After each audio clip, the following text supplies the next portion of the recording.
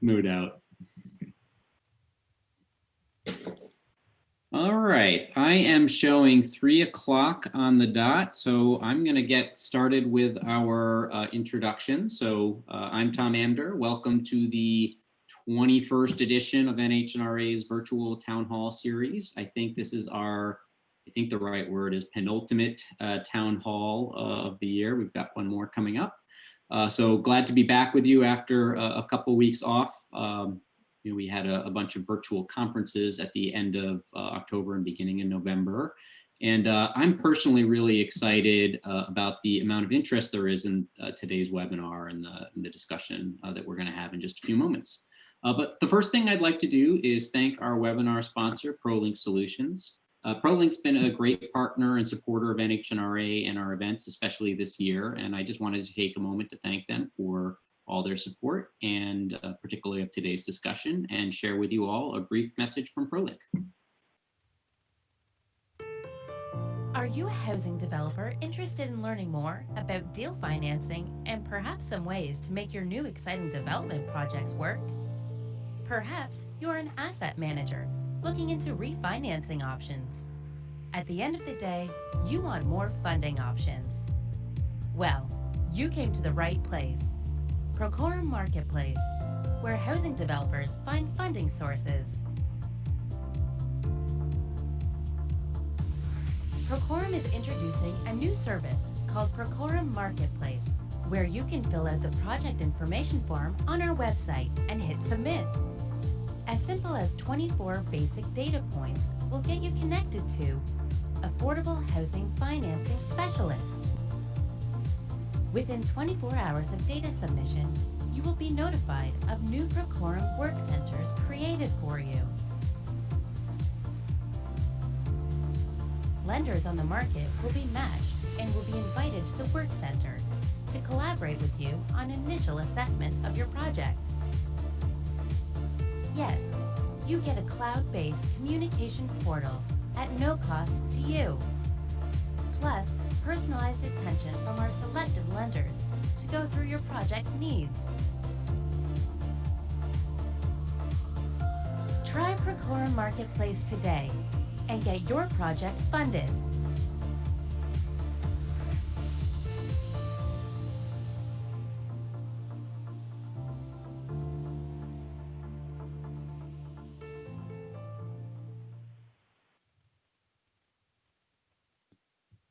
Thank you again, ProLink.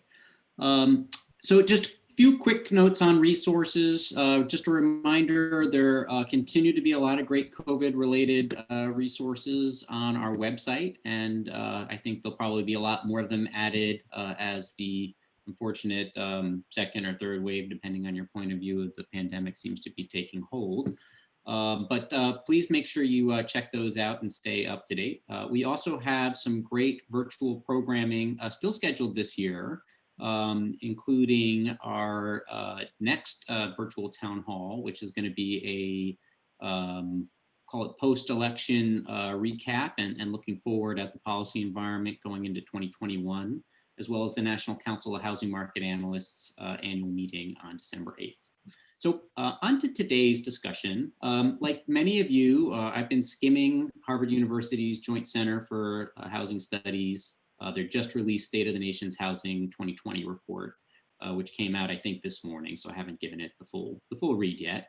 But even just the cursory read, there's a lot of interesting insight in it. And one of the headlines that's literally on page 1 of the report is, and I'm in quotes, heading into the pandemic, renter cost burden rates were already high and moving up the income scale, which is really very much aligned with the discussion that we're going to be having today. To put it another way, rent burden is growing across all parts of the income scale, but particularly and fastest in the $50,000 to $75,000 household income bracket, which is how they've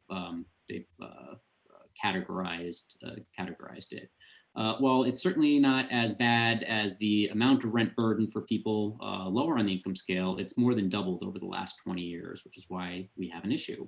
This is only going to be exacerbated by the pandemic. And I think a big reason why this is growing is that we do not have any sort of national strategy to address housing needs for middle income renters. In fact, we don't even really have a good name for what it is we're talking about today. Is it workforce housing? Is it attainable housing? Is it middle income housing? Is it the missing middle? And I've heard half a dozen other related names as well, which just gets to the crux of the problem that we'll be trying to unpack over the next 75 minutes. This panel is going to look at some of the challenges, the opportunities and strategies and innovations that various developers and financial providers are utilizing to help meet the growing need for housing in this space. And it is a fantastic panel. It'll be led by Barry Krinsky, who's the National Production Manager at City Community Capital, where he is responsible for overseeing the bank's multifamily affordable housing lending platform, also a member of NH&RA's board of directors. Kimball Krangle, Colorado Market President for Gorman and Company, where she has really, I think, made a mark in this space in particular. And I usually don't read people's bios, but I think she's got the distinction of having the funniest line I've seen in a professional bio in at least a few years. So I'm just going to read it to share with the rest of the group. Free time is spent playing up in the mountains with her husband and 3 young kids, all while trying to not fill up the swear jar with quarters. COVID-19 has made this last item difficult. Thank you, Kimball. That brought a smile to my prep this morning. Brad Edgar, Managing Director at Stifel, where he has structured over $6.5 billion in multifamily bonds over the course of his career, including an interesting new structure in this space. Brian Haida, who is the Community Development Executive and President of the Bank Small C of America Community Development Corporation, which is the bank's for-profit subsidiary engaged nationally in development, construction, and investment in community development projects, including workforce housing. Brett Maringoff, who's a Senior Vice President over at Fairset, where he's responsible for the company's Mid-Atlantic affordable housing and market rate development, where he's looking at, amongst other things, naturally occurring affordable housing with a substantial number of units in his current pipeline, as well as having developed nearly 5,000 units over his career. Last but not least, Mark Shelburne, a policy consultant at Novogradac, where he has brought his experience as a senior executive at 2 housing finance agencies, as well as in the private sector, to build, I think, a pretty substantial practice with state agencies, local governments, lenders, syndicators, and developers. And I'll just say on a personal note, he has been one of the go-to people that I consult with over the course of my career on a variety of housing policy matters. I always enjoy working with you, Mark. And with that, Barry, I'm going to hand the panel over to you. Tom, thank you. Pleasure. Thanks for asking me to moderate the panel. I'm looking forward to having a nice interactive discussion here today. And for those of you that are out in the audience, if you have questions, please raise your hands, however we do that technologically these days. And we will try to get you involved in the conversation and not just make you wait 75 minutes till the end. As Tom said, workforce housing is an interesting term. It almost, to me, seems like it's the politically correct term, or it's the politically, the term that's in season today. Municipalities seem to like workforce perhaps better than low and middle income. But as Tom also said, it may cause a little confusion. What is it? What is the definition of workforce housing? And so I wanted to start by asking some of our panel members, and maybe we'll start off with Kimball. What to you is workforce housing? How do you define it?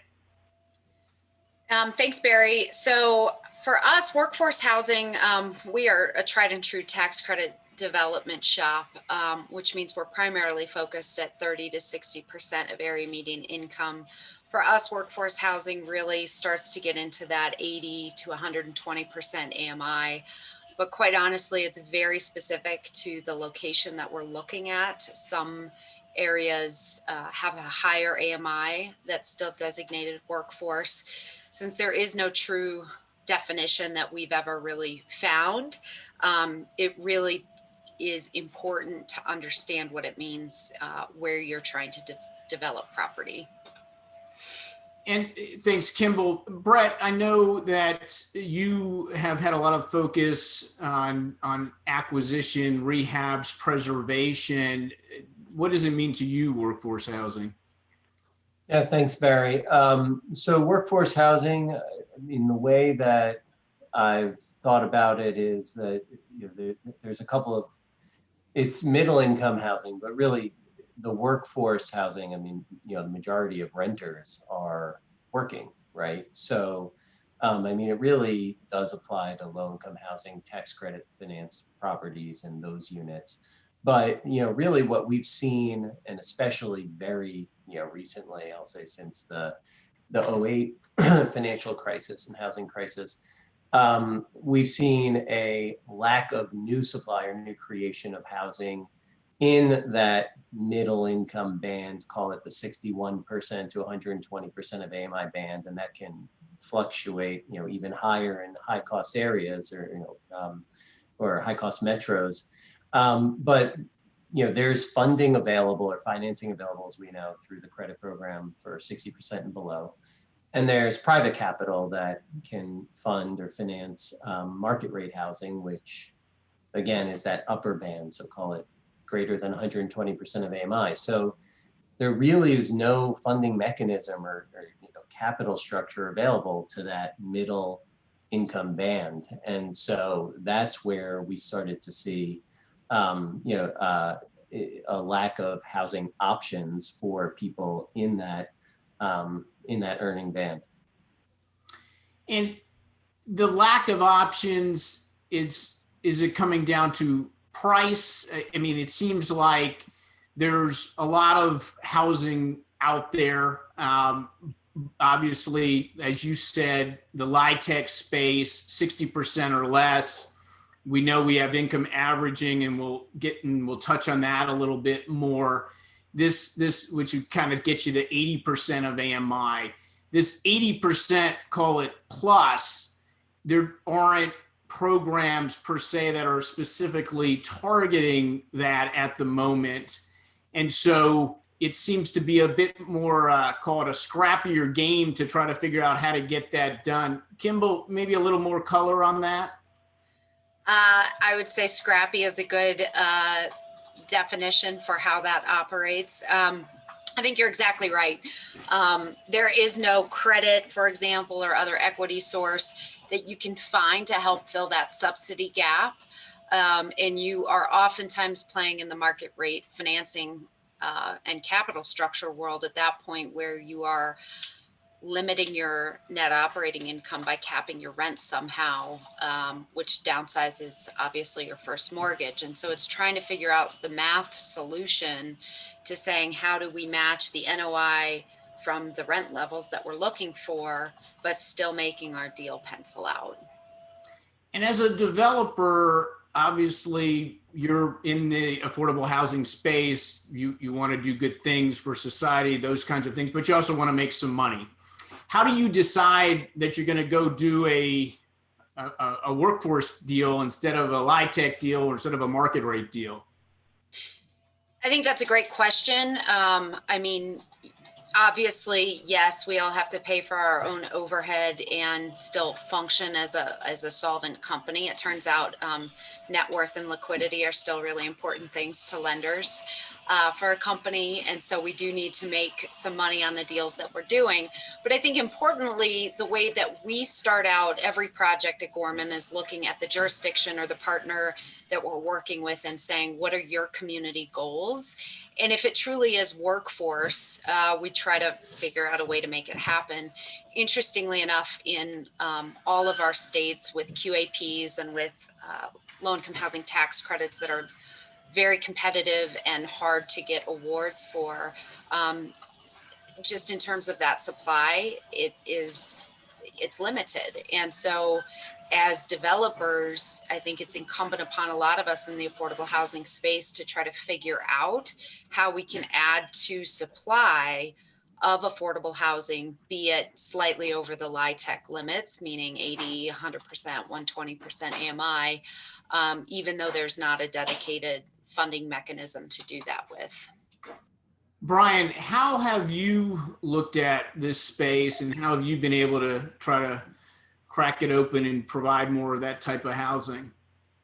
Yeah, absolutely. I think one of the distinctions that we make at Bank of America is instead of trying to define workforce housing, and we do, it's, as Kimball said, we generally say it's 80 to 120% of the AMI. But the way I look at it is it's basically where most renters live. Instead of trying to categorize it a different way, it's where almost everybody that's renting lives. You've got people in light tech, you've got people in luxury, but it's that middle space where the majority of the population is sitting. So what our solutions try to find is not starting at that 30 to 60 to 80% AMI capital structure, but starting at that higher market rate capital structure, seeing what we can take from there, but then how the bank can fit in to the capital stack, because you're not going to be able to achieve the rents and the NOI that you would if you're market rate or luxury. So instead of starting from what don't we have, like a tax credit or a subsidy, what do we have, which is permanent financing, HUD financing, bridge financing, and how can we use our balance sheet to try to fit the capital stack on the equity side. And Brian, are you doing that on your own, or are you partnering with other developers to do that? How does that work? Yeah, we generally partner with other developers. Developers who, like Kimball said, they start with the community. What do you need? What are your goals? Most communities today that we're working in, they have that need to keep the resident in their county or within their city limits. They want to provide some level of tax abatement, some level of density bonus in order to keep the resident from crossing the line, paying the sales tax in a different jurisdiction, buying goods in the city next door. So we rely on the developers to do that work. Like Kimball said, they put all the hard work into it. We've just got an incredibly affordable balance sheet to be able to make up some of the difference, along with the municipalities giving tax abatements, along with the developers trying to work on the numbers to get the costs as low as they can to build a building. Yeah, and that's a good point. Maybe I'll flip that back to Brett. So in a normal, call it conventional world, market rate financing, you'd have an investor who's demanding X return. Brian, I think maybe part of what you're saying is, from a social perspective, et cetera, you may be able to come to the table at X minus. Well, I would say rather than X minus, we're a direct investor. So instead of needing to invest through private equity real estate through a fund manager, we've got a client base who does this directly. We can get the same net yields that we would if we needed to invest through a fund system, but we're able to do it directly. So we can provide that cost savings that would otherwise go to a fee and a promote to a fund manager many times. Yeah, Brett, and back to you on that. Have you been able to avail yourself of capital like that? Well, yeah. So there's a number of different capital sources out there that can be available to projects like this, or workforce housing, middle income housing. And there's frankly, as we started out this conversation, there's a broad definition to the workforce. So there's a broad way or spectrum of different ways for us to create deals in the space. For example, in high cost metro areas or cities, New York City, for example, has programs, right, for middle income housing, goes all the way up to 150% of AMI. And it's something you haven't really, I guess, directly touched on also yet, but I think is definitely part of the conversation, is the preservation of existing middle income housing. So your older vintage housing stock that is available to this middle income band, in the last 10 years or so, we've seen a real uptick in this multi-family boom, from the capital markets perspective, in value add investors coming in, buying up these properties, renovating units, increasing rents. And so a lot of these metro areas are losing that housing stock, and again, forcing the middle income renter to go further out from their job or from the city center. And so, that creates then an urgency at the municipal level to create some sort of subsidy or particular program to focus on combating that issue. For example, it can be actually subsidy or capital subsidy, or tax abatements, and those sorts of subsidies or incentives. Kimball, I know we were talking about this a little bit relative to losing stock, as Brett is talking about, as people are coming in, upgrading units. making units that maybe were, quote, workforce, now are charging higher rents and now they're unattainable. When you're creating, and Brian, you can speak to this as well, new housing, how do you ensure that you're going to have long-term affordability under a workforce type program? Sure, that's a great question. I mean, for us, we oftentimes are working either with jurisdictions or with partners that have a keen focus on keeping that affordability long term. So we're either entering into very long-term use restrictions, which are 60 plus years, or even perpetual deed restrictions. We've had the honor of working in some very tightly land constrained areas, meaning that, you know, this may be the end of the road for adding affordability to that location. And when you have scarcity of land in that kind of way, it's really important for that community to recognize the community asset that you're creating and layer in long-term or perpetual use covenants and deed restrictions. Brian, anything to add to that? No, and we do the same thing. Most often there's a LURA that's in place. Many times it's a LURA on just a handful of the units, or maybe 50 to 60% of the units in the building. But the two things, it's the LURA that's in place, but also the clients we work with. We know that our clients have a stated goal, just like we do, to create this affordability, and they're going to be into it for the long term. So we're not just looking to deploy capital. We're looking to partner with proven clients, developers, owners who have this as a business practice and a business plan.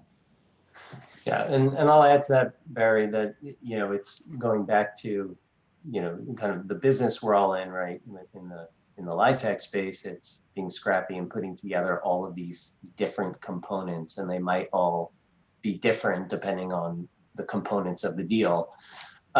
Same thing here, right? It's combining these public programs, resources, whatever might be available. Maybe it's, you know, a discounted land price through a public entity, or maybe it's a tax incentive, but then utilizing that and trying to marry that with private capital in order to attract the investment and fill out the capital stack and provide that economic return that's required for the private capital. Thanks, Brett. Mark, I know you've been dying to get a word in edgewise with this panel so far. You've been very patient. Thank you. From a policy standpoint, and I know we've talked a little bit about income averaging, et cetera. How do you, what's impacting, what's the current kind of state of affairs relative to policy and how we can get policy to help work with workforce?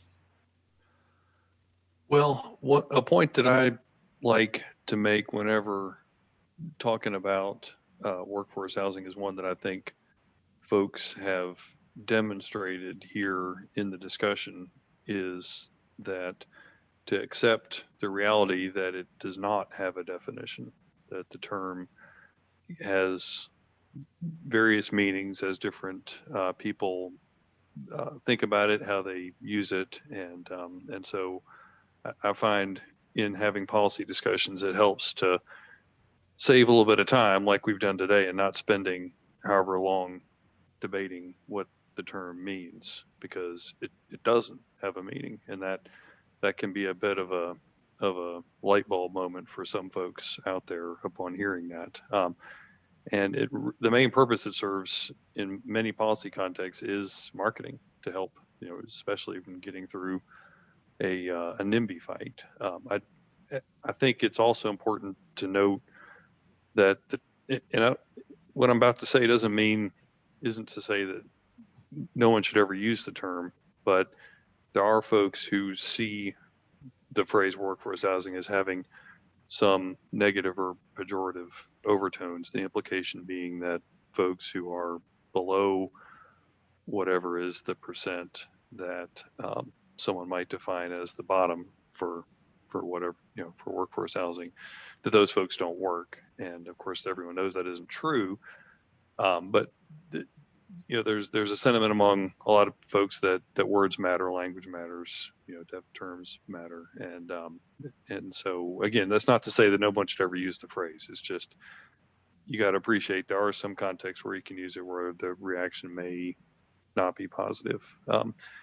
But as for doing this work, I think the reason why we have 290 people registered for this is that there are not clear policy solutions for how to create affordable rental for folks that are above the housing credit AMIs. And that's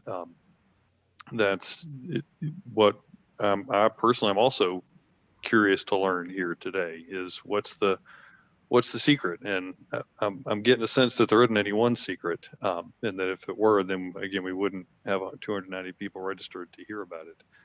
And I do think that that reality, that the challenge of finding ways to serve folks at the levels that we all sort of in a general way have in our head was the catalyst for proposing the average income approach, and the reason why it is one of the few things that popped out of the, there's 24 ideas in the Affordable Housing Credit Improvement Act, and it's the one that made it through to be enacted. And that's no accident, because there really is a tremendous interest and need in reaching folks above 60% AMI. And Mark, have you found that need to be pretty bipartisan? Oh, absolutely. Yeah. There's tremendous interest across the board in making that type of housing happen. We're really blessed in our industry that it isn't identified with either side of the aisle, because when you have boom and bust. And we're very fortunate that elected officials of both parties are fully on board with this. I mean, it really was only recently that we had the Republican chair of the Senate Finance Committee, Orrin Hatch, was the lead sponsor of our top legislation. I mean, that's a remarkable achievement. Yeah, that's actually very nice to hear in these divided times that we are living in. It's nice that people can, on both sides of the aisle, can get behind an issue and come together. That gives me hope. Hopefully it gives everybody some hope. One of the things you said that I think is also super interesting is that this term workforce housing, and I agree with you, doesn't make a lot of sense to debate the definition, given that it does seem to be a bit mercurial, but that the reason for its perhaps coming to power and being used a lot was for political purposes of making it sound perhaps better than, in some people's minds, low-income housing or middle-income housing, and yet it does have a negative connotation in other people's minds. So it just goes to show you it's hard to define anything. The solutions, however, we need to continue to work on and figure out just how to provide for the demand that is needed here. Brad, Edgar, I know you've been very patient as well, and part of, we'll get to you soon, I promise. We'll talk about some of the financing methods that are available to help bring some of this to the table. And maybe we'll move around now, and I'll come back to Kimball, because we do have a few slides and a specific example of a transaction that Kimball's team and were involved in, and Brad worked on the financing there. Perhaps we can bring those slides up, Brooke. Great. And Kimball, if you want to take control and kind of just walk through the transaction, and then we'll bring a couple of thoughts to the table, some questions. Yeah, definitely. So I'll kind of flip through these beginning slides. It just talks about our firm, Gorman and Company, and some of the work that we've done specifically in our Colorado market. We're a longstanding development company, mission aligned, but a for-profit company in a specific number of locations. Those are my amazing colleagues on the screen. And this is just a little bit of what we were all describing earlier. There's not really a tried and true definition of workforce. It kind of runs the gamut depending on the location. But interestingly enough, oops, I'm going too fast. Sorry. I wanted to say what we're finding from lenders and some investors is that, there's a key caveat that folks want your workforce rents to be underwritten at least 10% below market rates. We've definitely seen that from the agencies at Freddie and Fannie. And we've always seen that in tax credit housing too, but these days, a lot of markets that we're working, we do not have any problem meeting that 10% below. This is just an example of where our deals are in Colorado. The deals that are west of the Denver metro area in our mountain communities are largely where we have been accomplishing our workforce housing deals. And the one that we can highlight today is one that we partnered with Brad Edgar on, with Stiefel on, as well as Hunt, Oryx, Lument. And it is in Steamboat, Colorado, Steamboat Springs. So we partnered with the Yampa Valley Housing Authority on this project. There's a very keen desire in Steamboat Springs to add affordable and workforce housing, knowing that the tax credit program can only go so far to add supply. We did target a workforce housing deal. And so we did 50% of these units at 80% AMI, 25% up to 120% AMI, and then 25% are non-deed restricted, but do have a preference for local workers. And we did close this deal and started construction about 6 weeks ago. Brad Edgar can talk a little bit more about the box on the bottom there, about how we structured this deal.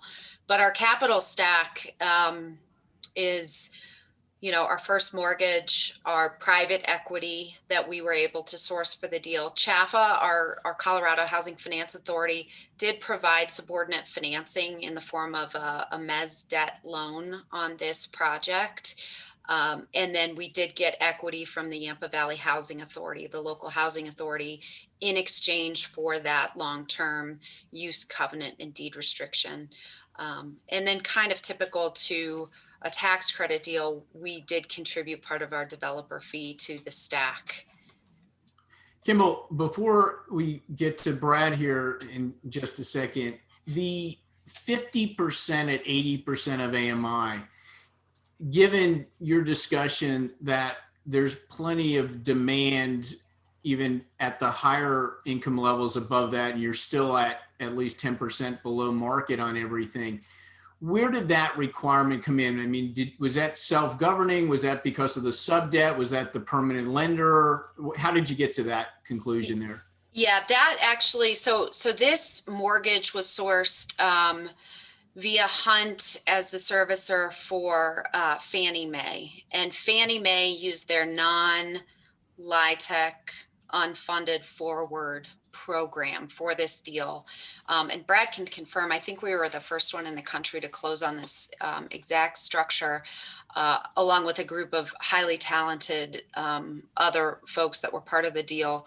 But as part of that, Fannie Mae did require that 50% of the units be at 80% area median income, which was a perfect match with what the local community was really seeking as well. That's great. Thank you for that. Brad, you want to talk a little bit about how the debt came to the table here and how it was structured? Yeah, and I don't know, Brooke, if maybe you go to the next slide. But yeah, so the senior debt here, like Kimball mentioned, it was the first Fannie Mae workforce housing bond deal that has been done in the country. We Stiefel sold publicly offered bonds. The structure is really just kind of a spinoff of the Fannie Mae tax exempt forward MTEBS structure that a lot of folks listening in may know. That structure came about in 2017. Some of my Stiefel colleagues, John Rucker, Underwriters Council, Kent Newman, Angela Kelcher at Fannie Mae kind of really came up with that structure on the back of a cocktail napkin at an affordable housing conference reception. In 2017, we closed the first Fannie Mae forward tax exempt bond deal in 2017. And since that time, we've closed numerous transactions in that box. We've sold bonds to over 100 financial institutions throughout the country. And most of those accounts are crossover buyers. So we knew we had a lot of investors out there that would look at a taxable structure. So again, that's what we structure here, taxable bonds under the Fannie Mae forward structure. Like Kimball pointed out, the bonds were roughly 2/3 of the capital stack. If you combine the bonds plus the CHFA subordinate loan, that got you up to about 77% of the capital stack. If folks are looking at this, I think the first thing you do is you call up your Fannie Mae DUS lender and have a conversation with Fannie Mae. Again, Tim Hoppin at Hunt, now Lument, kind of led the charge there. The underwriting terms for Kimball's deal, it was 360-month, 30-year amortization, 80% loan to value, 125 debt service coverage. It was, I think, 42 months for the forward period, and then 15 months thereafter. So it was an 18.5-year term. The all-in rate, so that's the bond rate plus guarantee and servicing, was 3.22. So pretty good financing for taxable debt that Kimball, is locked in for the next 18.5 years. Great. And I Thanks. don't know, Yeah, good. Eric, if you have any questions or? Yeah, no, thanks, Kimball. Do you have a comment? I do. I wanted to just mention that, as a tax credit developer working into this workforce housing space, what Brad just finished that sentence off at, where we were able to lock our perm rate at the time of construction commencement, that is what we are used to and what we're comfortable with as tax credit developers. We've done many perms before for workforce housing. It's just not as predictable. The predictability of being able to lock your rate at the time of your real closing for your perm, know what your term is, just brings a whole lot of comfort for a developer like us to be able to say, okay, here's what the full deal is.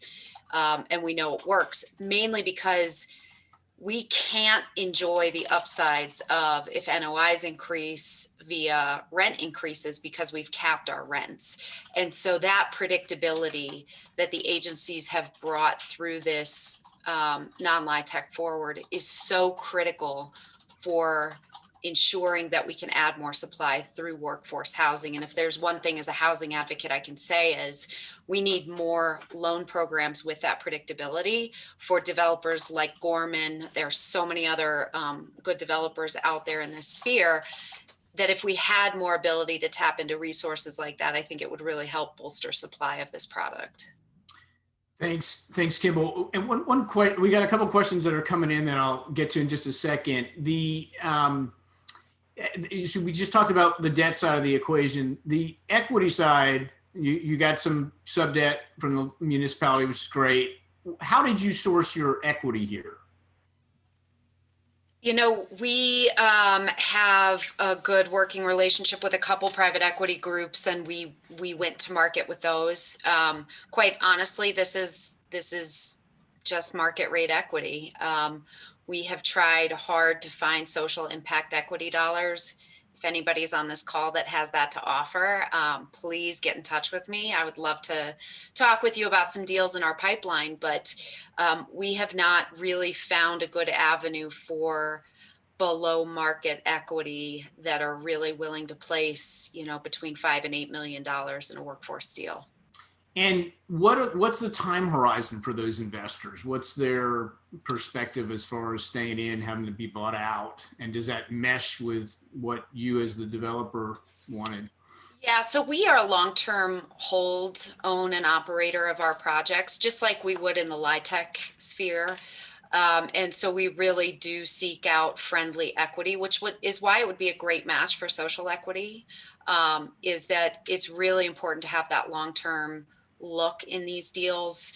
The nice thing about a 1.25 debt coverage ratio is that you do kick off some cash flow on these deals to pay back that equity.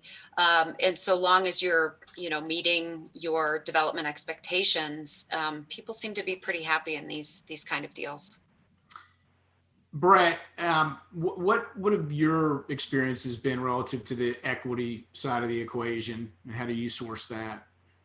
Yeah, so the equity side is, really, it's somewhat the key component. There's a number of ways to do these projects, as we've talked about before. We have a variety of different equity partners, call it on the tax credit side for sure, but also on the non-tax credit side, we have also internal capital. But generally speaking, it again goes back to bringing all of the different sources or funding mechanisms together. And there is equity out there that would, assuming the project underwrites and you can deliver the economic return, that would invest in a project like Kimball's. But there can be challenges in marrying it with public subsidy programs. Sometimes you run into situations where the public agencies want to limit cash flows or have some more control over that, or maybe limit the return. That can be a possibility.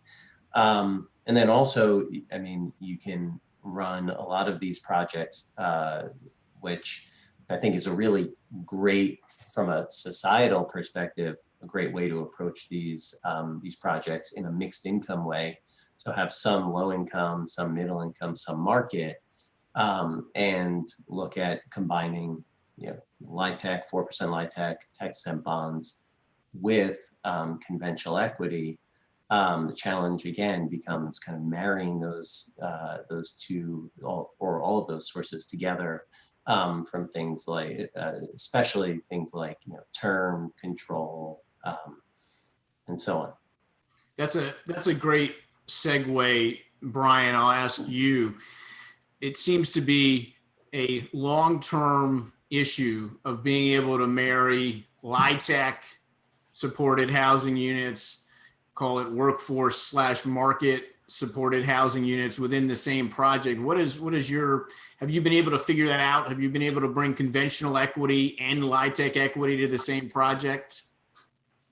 So if I'd figured it out, I probably wouldn't have enough time to be on this panel today. Here's the real answer. We've got a development arm that does the typical 80-20 deals, the 4% deal. So we know the challenge of funding that gap. We've also got the workforce housing investment arm. So you would think the two would marry along together. It's very difficult to do. To me, one of the biggest problems in a 4% deal is you don't have an economic piece of real estate. You have a financial mechanism. It's hard to find real estate value to unit 106, 392, 418 all coupled together in a mixed income deal. So financing can come together.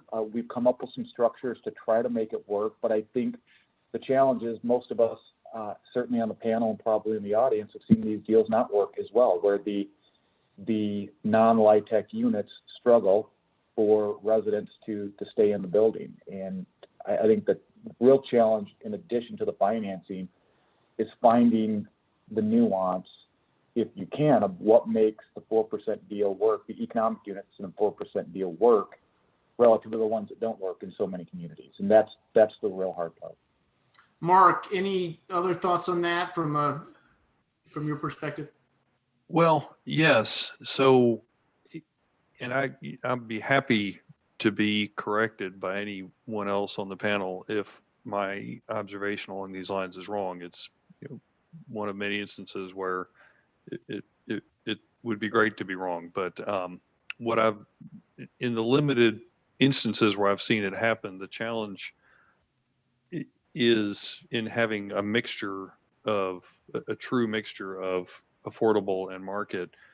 It is there's multiple, but the one that comes to mind right now is the different development groups, and Gorman certainly could be an exception, but development groups and funding sources, debt and equity, have their specializations, and that's not a critique. I mean, folks have every reason to become experts in the kind of work that they do, and so we have silos. We have folks that understand housing credit, tax-exempt bond deals, and we have folks who understand market rate deals, and trying to bring those together in the same parcel involves two different sets of expertise that, at least apparently those kinds of deals happen all the time in Manhattan, which is, I don't doubt it, because Manhattan is a whole nother planet. relative to the rest of the country. But it makes it so that it's really difficult to either find someone to develop it, and even if they do develop it, be able to sell it, get it underwritten by, debt and equity, because they don't trust, maybe that's not the right word, that they understand how to look at it, how to really assess the risks of it. But again, I'd be very happy to be corrected by anybody. No, I think that's a great observation. I think part of it, and we touched on, but even the duration of investment, right? For the market rate side versus the LIHTC side, you've got lots of market rate investors who want to be in there for 5 years, maybe, or less. And on the LIHTC side, you're going to be in there for 15 years typically, right? And how do you marry even that piece of the discussion? Exactly. I'll never forget, I was, not too long out of grad school back in the Paleozoic, and had just learned about 80-20 deals. And I'd studied, real estate finance, and thought, oh, wow, this could be perfect. You get third parties put in your equity. And so as a developer, you don't need to put in your own money. So your return is a sideways 8, it doesn't get any better than that. And I mentioned that to someone who did a lot, who's much senior to me, and he made the observation, well, but market rate participants, they want to get out in 3 to 5 years. That's a further specialization. That there's people that develop the deals, and there are folks that manage it and own them long term. And you can't do that in the housing credit context. And so you're exactly right. That time horizon is a whole nother challenge in making these work together. So Brad, back to you. A question has come up from Mike Rogers in the audience, and he asked, were LIHTC involved? And if not, why did bonds need to be part of the transaction?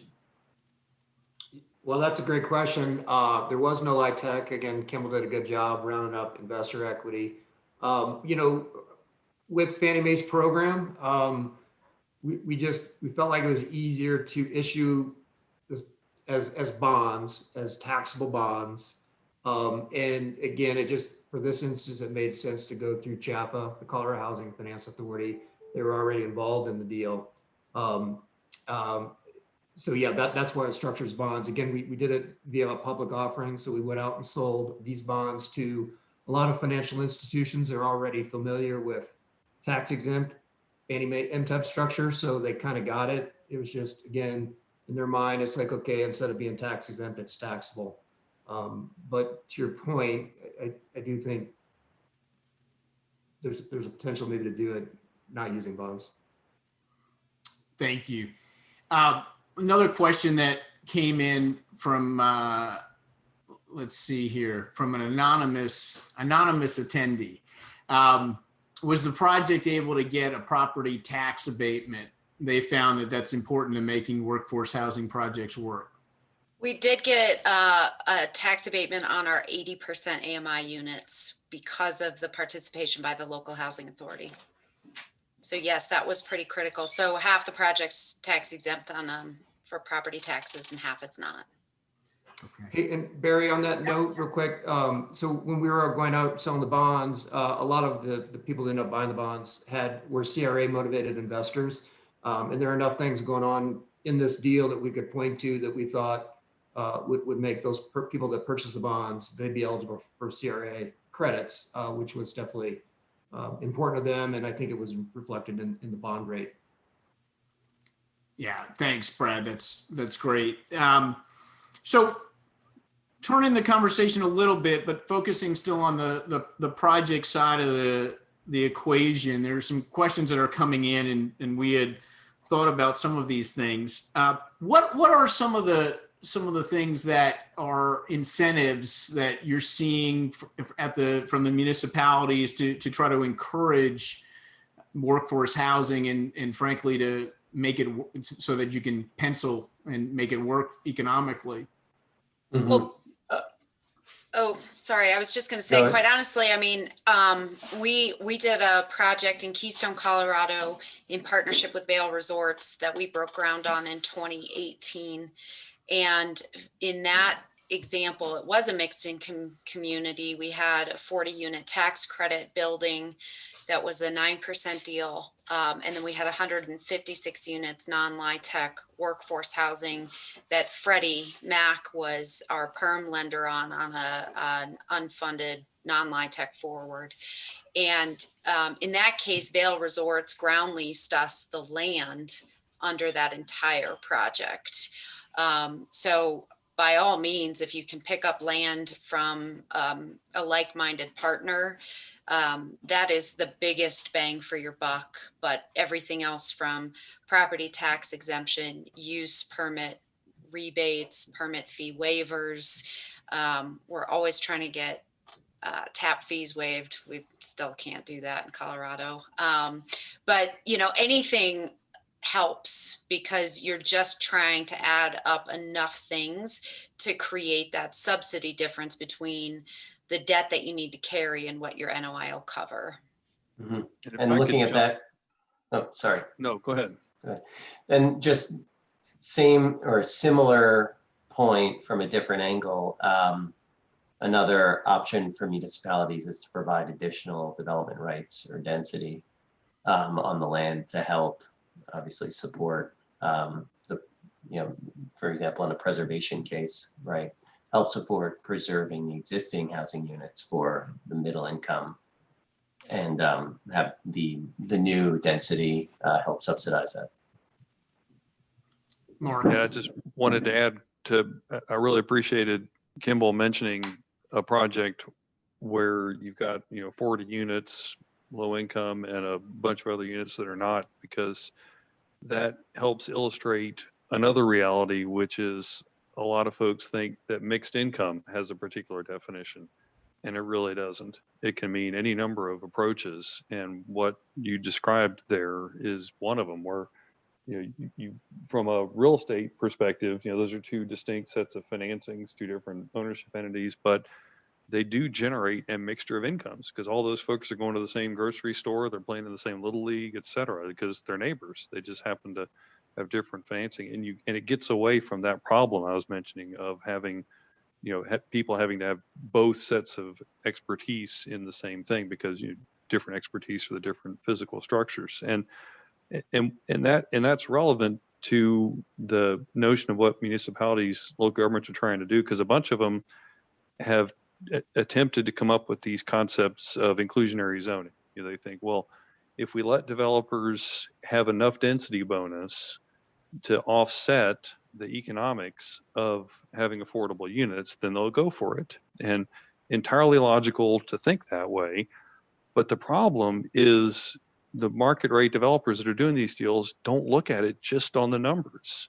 What they think is, one of the reasons they do market rate and not affordable is the idea of a government agency. And I had been, a government employee most of my life, so I can say a bureaucrat looking over their shoulder for how they run their business for the next 15 years. I mean, they'd rather have multiple root canals. And so they're going to pay whatever fee in lieu it costs to not have that hassle. And so the notion that you can just get some amount of money to get them to do the market rate units is just it. That's why those programs have really just not worked, is they don't, because the people that come up with it are themselves government employees. So they think, oh, well, no one should mind oversight. We're going to be perfectly reasonable in how we do it. Well, that's not how the market rate developers think. Brian, any other thoughts along those lines or others?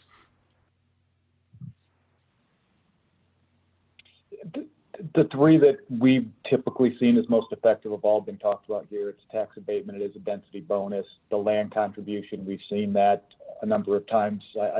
I'll admit this, I've seen a lot of deals where you could put in economic equity and never expect to get it back, and it still won't work. So you need other sources of help to make many of these middle income housing development projects work. Clearly, as Brett indicated, when you're on the preservation side, you've got some other avenues to play with, but if it's new development, you need help primarily from the municipality, something that's going to help contribute to the development of that project.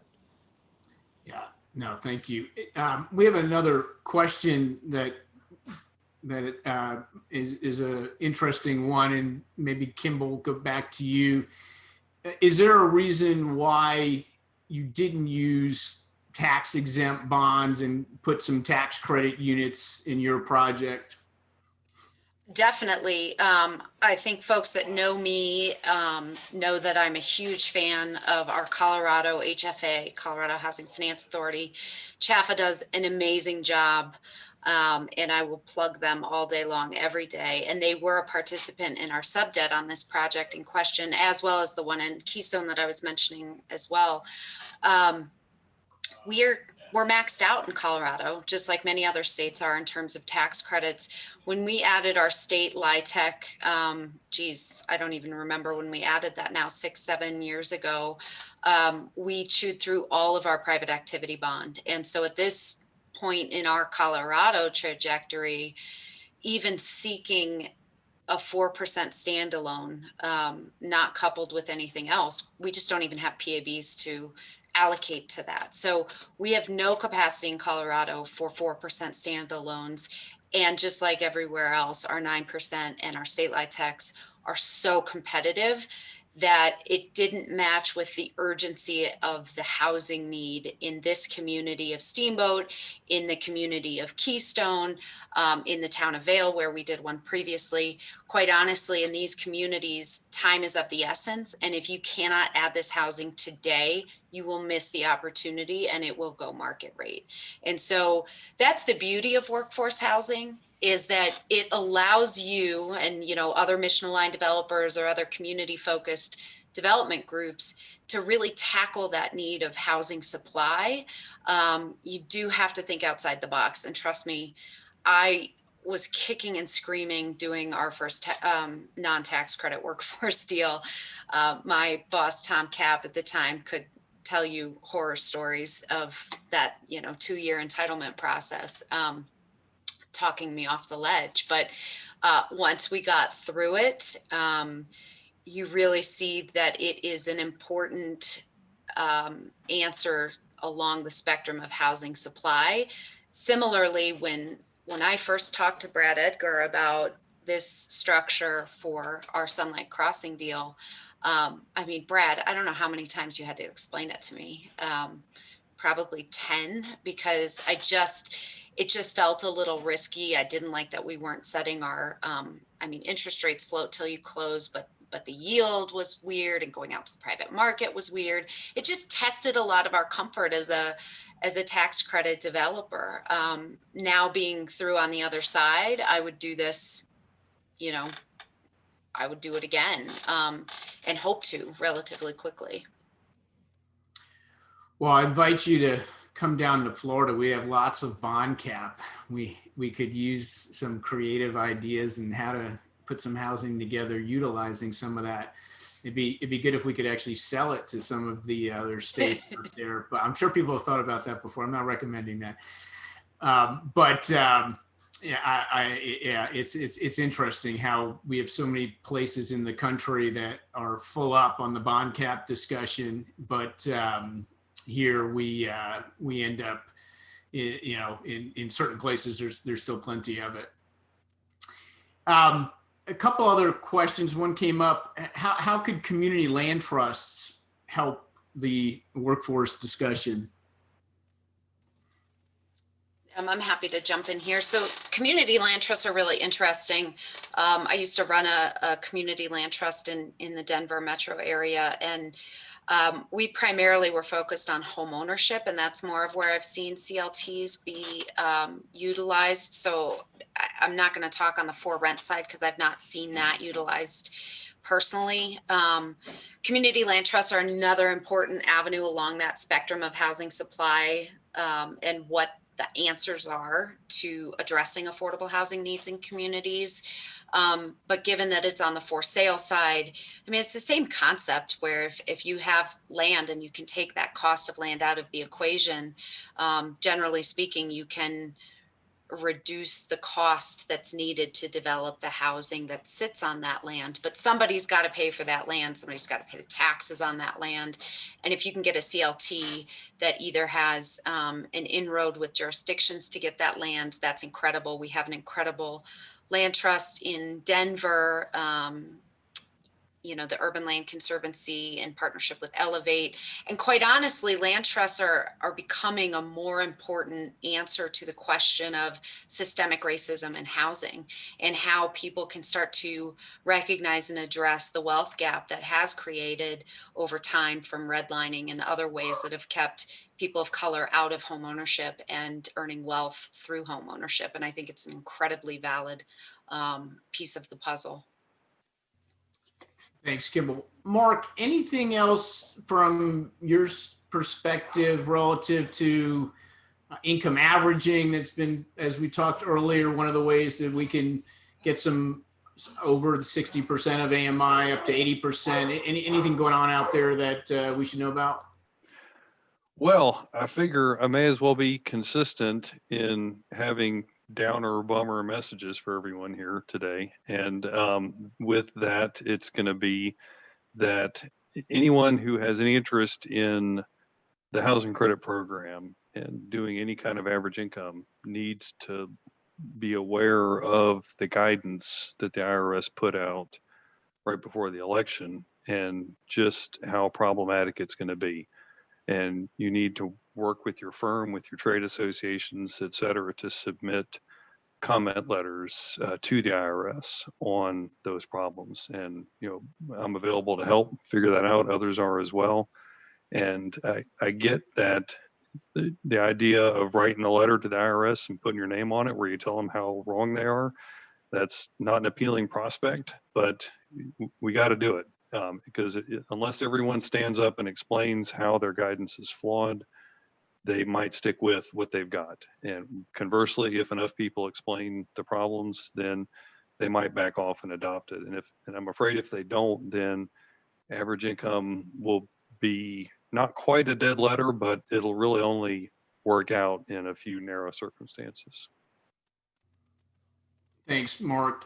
A question came in, comment that they're working in an area where they're able to get a good amount of CDBG-DR financing, subordinate financing that would otherwise cover the cost of, say, what LIHTC would bring to the table. But in doing it, they're being asked to increase actually their market rate component of the project. Have others run into that? Well, obviously with CDBG, even DR funding, when we use CDBG on a deal, or if we were to on a workforce housing deal, we would really want to make sure it was on tap fees or other costs that didn't trigger Davis-Bacon, because that can add some wonkiness to your deal. But quite honestly, from what we heard from Fannie on this deal, as long as 50% of the units were at 80% AMI or less, that was their threshold. So up to 50% could be non-deed restricted, so long as you were underwriting those market rate units at 10% below the appraised market rate levels. Mm-hmm.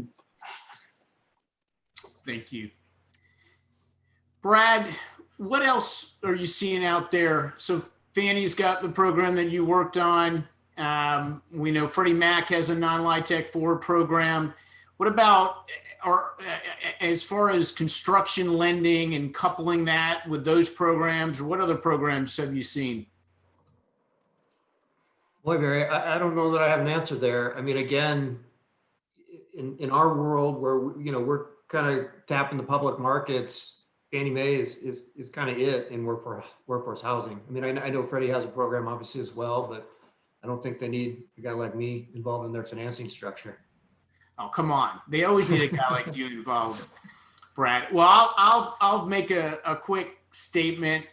Freddie is involved in the non-LIHTC forward program. Both agencies have just come out with their annual cap, which is about $70 billion a year. It looks like they're both going to need to have 50% of that be geared towards what they call mission-driven housing, which includes, is typically at 80% of AMI or less. And so I think there's going to be some additional focus on the, call it, affordable workforce type housing out there. They'll need to balance out their conventional product with that.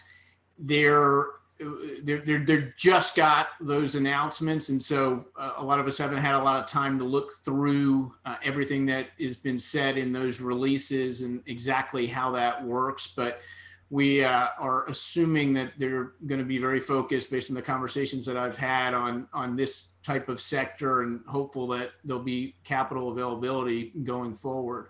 I don't know if anyone. Barry, Yeah. Sorry, I didn't mean to interrupt you. No, no. Do you think that they're going to maybe get a little more aggressive with their terms, say, that bring down their coverage ratios, make it look a little more like They will not. capital A affordable housing?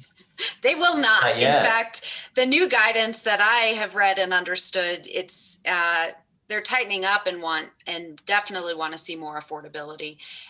I don't know if anybody from Freddie or Fannie is on the call, and I don't think that they would be surprised to hear me saying this. There's a fine line as the developer of making these deals work. 80% is hard. There's a reason a lot of developers aren't doing it. It's not easy to find that sweet spot of a deal where you can actually put this together. And like I said, once the opportunity is gone, it's gone. We had queued this deal up to go Freddie in the first quarter of last year, and the FHFA regulation on their $500 million a year of allocation towards the program filled up. And so we just missed that cutoff. Now, my understanding, and somebody from Freddie can correct me if I'm wrong, but part of that regulation and guidance that came out was that they want to see dipping into the 60%. So 20% of the investment of those dollars needs to go into 60% AMI units. That is incredibly difficult to find. When we're talking about 4% plus state tax credit deals or 9% tax credit deals, funding equity at 50% of your capital stack, there's no way I'm going to be able to personally make 125 DCR with equity returns required work when I'm targeting 60% AMIs. I have to have that tax credit equity. And I think that, unfortunately, I understand and applaud the desire by FHFA to reach that more affordable limit. I'm a little nervous that there's going to be overreach on that, and it's going to yield less supply because those deals just cannot be underwritten. Yeah, they will pencil. Sounds like companies like Bank of America and City Community Capital need to figure out some other solutions to be providing for yes, us please. out here. That would be fantastic. Construction to perm solutions in working with our friends at the agencies as well. We'll yeah. Barry, I think that's a really good point, because Yeah. I think that this is a very appealing marketplace for lenders, especially if you can capture the CRA attributes of deals. And City, you guys did provide our construction loan on our Keystone deal with the Freddie as the perm. And what I will say is there is absolutely a marketplace for folks to come in and augment this program somehow. And I would hope some of our bigger lenders in the market would look at deals like this, whether it's City or B of A, to talk about how they may help create more workforce housing opportunities. Developers can only do so much. If we had lower DCR requirements, if we were able to have other mechanisms on the debt underwriting side, they may make more of these deals pencil.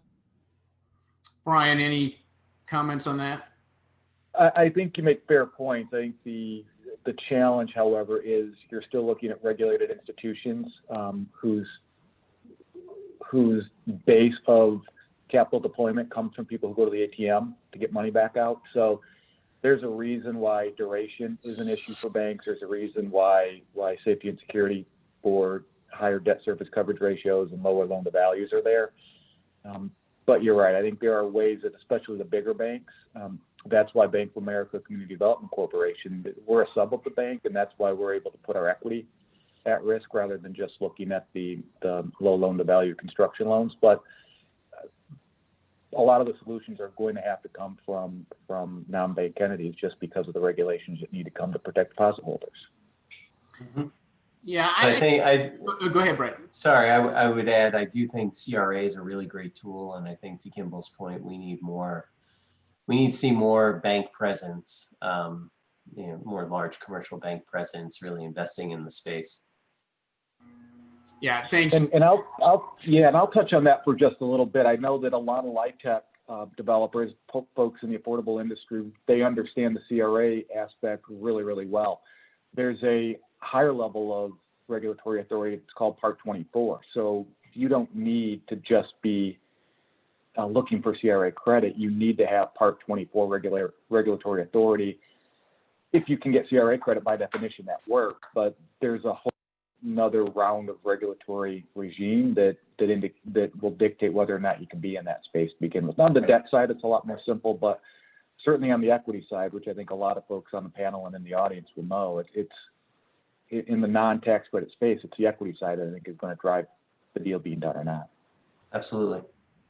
Yeah, and I think back to something that Mark said early, it's also the mindset and the fact that the banks, and I'll talk about City Community Capital. I mean, we're very focused on the affordable sector, and we're not as comfortable in the market sector, particularly the high end of the market side of the equation. We clearly do mixed income. We do 80/20s in places like New York, et cetera. But there is a general, let's just say, nervousness as we go higher up in the rent realm, because we're used to having really strong rent differentials. And that's what's made our portfolios really sound over time. That's what our credit risk culture understands, enjoys, appreciates. It gives us the ability to keep doing what we do. So I think some of the things we have to think about more is how to kind of get to that risk tolerance for safety and soundness, and still meet the demands and the needs, and understanding that, and having true rent differentials is a good place to start. Tom, how are we doing on time? We are doing pretty well on time. We've got about 15 minutes left. And since I have the mic right now, and we were sort of touching on this, Barry, there was a question that came in the chat that you might not have seen that we just talked a little bit around now, but I thought I'd pose it to the group, which is how much different, if at all, can lending and investing terms be softened for middle income workforce housing to help replace the lost tax credits? So we talked about softening the debt coverage ratio, but are there other ideas people would like to suggest or throw out there? I do think, just as a little bit of extra context, there's a new administration coming in, and likely will be new leadership at the Federal Housing Finance Agency, and perhaps that'll have a difference in how the GSEs focus in this area, as well as at HUD. So this is a good time to be identifying ideas and communicating them into those, again, regulated financial institutions. Well, I saw that question from Caleb come in. Hi, Caleb. I mean, I have all sorts of ideas, but I'm sure my lending co-panelists might have different ideas than I have. I mean, Barry, what you were just saying is interesting. I mean, we've done a lot of deals with Citi, and I'm always trying to talk Brian Dale into partnering on these deals with me, but they do fall outside your comfort zone. And so I think the question would be, what would give you comfort as a bank to say, how do we get to similar LTVs or LTC tests, that are higher, because that helps the deals if you don't have to bring as much equity in, or what other avenues could you see creating from the banking side of things that would help bring supply like this to the market? Yeah, great question. I'll call you back on that one. We could try to come up with a program while we're on the call here today. That could be kind of fun. But I do think there are things to think about for sure. And again, it gets back to making sure that we feel that the long-term success of the property is going to be there, and making sure that there really is demand for that product type. We know, generally speaking, that the LIHTC product that we do day in and day out, it's proven really strong demand, particularly in this period of COVID, right? And we were all nervous about, hey, is this stuff going to hold up? Are people going to continue to pay the rents? Yes, we've had some help from federal resources. That's gone away. We still are seeing good stats on the portfolio of our clients. But it has also put more of a microscope on the market side, because some of the market side has not fared quite as well, frankly, which isn't helpful. So it's figuring out that space, what's the right space, and where is there really demand above the tax credit space that we can still feel really good about. And I'm with you. There's clearly, your project is demonstrative of it.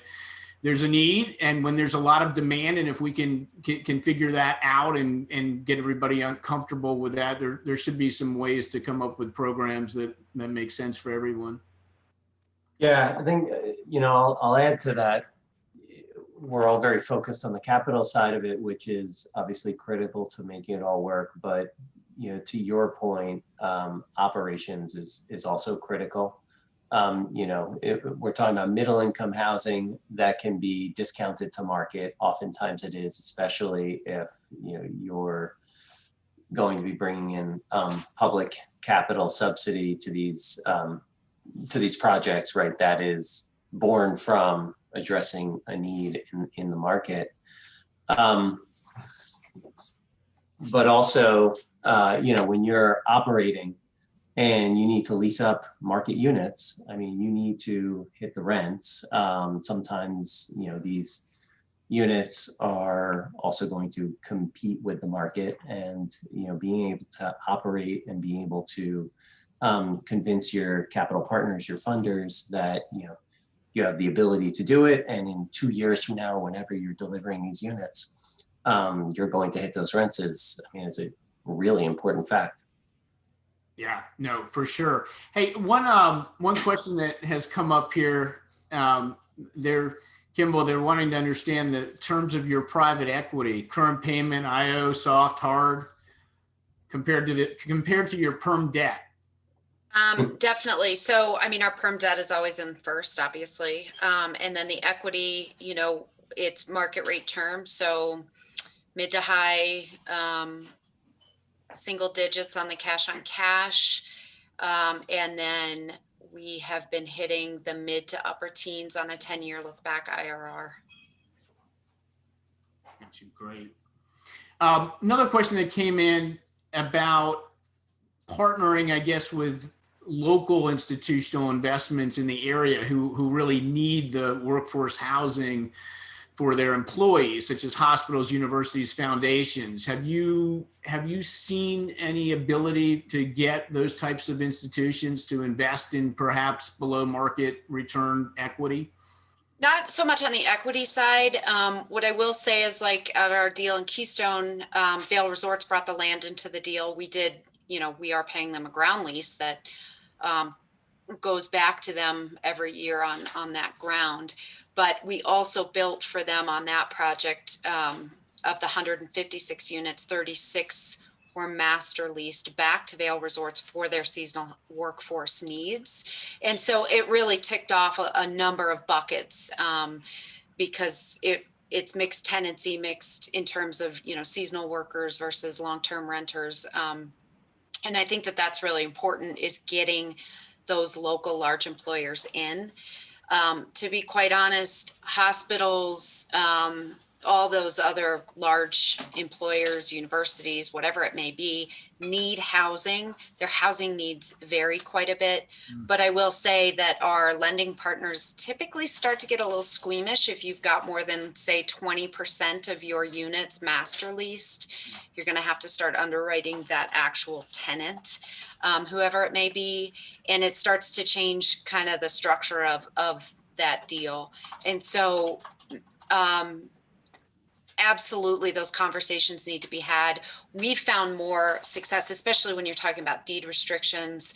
You know, are you leasing to an entity versus a real household? So those are all conversations you would really have to have with your local jurisdiction, as well as the partners in that community that are the large employers. But usually there's a nexus to be found.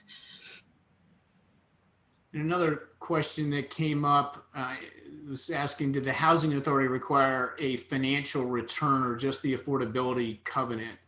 I think maybe they're referring to the equity that they put in. Yep, they have a financial return on that equity as well as the deed restriction. Got you. Any other questions out there? Panelists, any other topics, points, words of wisdom for our audience? I'll throw a point out, which I think is a tangent of the conversation about healthcare systems, hospitals, things like that. We have seen some deals, and I think there's been a lot of press maybe 18 months ago about some technology companies with dollars available for workforce housing. That is primarily centered on the West Coast, but we've seen that in deals we've worked on. There's a big healthcare system on the West Coast that contributes money at very low cost of funds because they know they have a real hard time having healthcare providers living close to the hospitals. Not unlike the project that Kimball had with resorts in Vail. There's a pretty well-known entertainment company in the middle of Florida that has a similar program with excess land. So you'll see that. It's not programmatic, certainly. It's not enough to really shift the needle on the need. But I think in the time of social impact investing, ESG mandates from your stockholders, your clients, your investors, I think you'll see more of that from big companies across the spectrum. Mark, any concluding comments? Just that I hope folks continue to keep trying to do this hard work and appreciate that each one of these affordable but not tax credit projects is its own unique set of circumstances, but that every time it comes together, it's doing absolute real good. And it's amazing how many folks out there in the world seem to think that the law of supply and demand somehow magically doesn't apply to housing, which is aggravating, but because they're just wrong, it does. And so whenever you can create this housing, you're helping, because those folks would have lived somewhere else. They would have bid up the price for that somewhere else. And so it's just crucial to get these deals done. Thanks, Mark. Brad, anything you want to add before we adjourn today? Well, I wish I had a pot of cheap equity. Unfortunately, I don't. But I did, and I don't want to sound like a commercial, but I do want to stress the fact that at least on the senior bond side, the taxable piece, there really is very strong demand for this kind of paper. We think we can price it at, maybe 10 to 15 basis points wider of comparable tax exempt paper. So I would like folks to kind of walk away with that knowledge.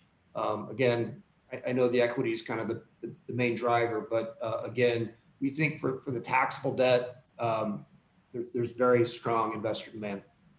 Brett? Mm-hmm.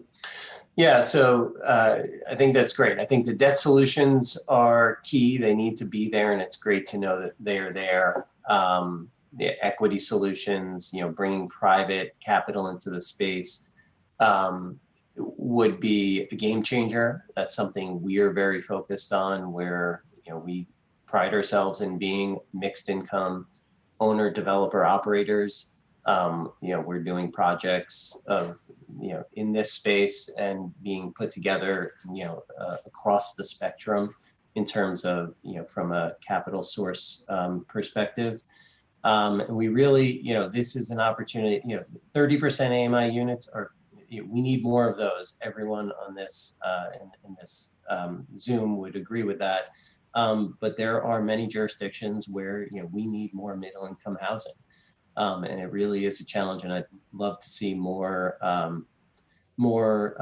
public or political will get behind that, as well as, again, the private capital space. Just give me till after Thanksgiving and I'll be back to you. Kimball, final words. No, I hope other developers are interested in doing this kind of work. I feel like anybody should feel free to reach out to me to ask questions about how we've done it. And if there are any equity groups on here, I would love to hear from you as well, because that really is one of the important pieces of the puzzle, is having friendly equity on these deals. But otherwise, would love to see our financing institutions continue to see the importance of this work so that we can add more of this supply. Thank you. Tom? Well, I had a couple of just little tidbits to add and some closing remarks. So just because we mentioned hospitals, I think that's an interesting idea. They do have a lot of excess land. A lot of them have surface parking lots, and they have a range of housing needs that aren't necessarily just workforce housing. I'm familiar with a number of hospitals that have invested in hospitality to service both the needs of their patients' families, as well as, you know, kind of short-term rental needs for specialists, trainees, and things to come through. So somebody looking at a workforce type of deal with a hospital type of partner might be looking more at a mixed use type of opportunity to really appeal to them. There was a great comment that I guess we're going to have to get to at a future webinar, which is that this came in the chat, but we've been speaking on the financing side of the equation. What are we doing on the cost side to help close the gap? And I think that's a great topic that we should pursue further as well. And then NH&RA will also be submitting comments on the average income regulations that Mark mentioned, but we certainly encourage everyone else to do so as well. I wanted to once again thank ProLink Solutions for sponsoring today's discussion. I want to thank our fantastic panel for what I think was a very informative and engaging discussion. And lastly, just in terms of the breaking news of today, everybody probably has seen that the CDC announced earlier today that they do not recommend traveling for Thanksgiving. I know this means at least some of our plans may be changing, and I hope everybody still is able to have a happy and good holiday with family virtually, if not in person. I think we have a lot to be thankful for as a community that is doing good work, and a lot to look forward to in the coming year. So please, again, be safe.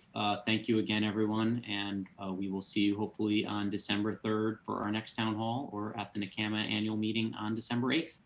Until then, have a great afternoon. Thank you. Thank you.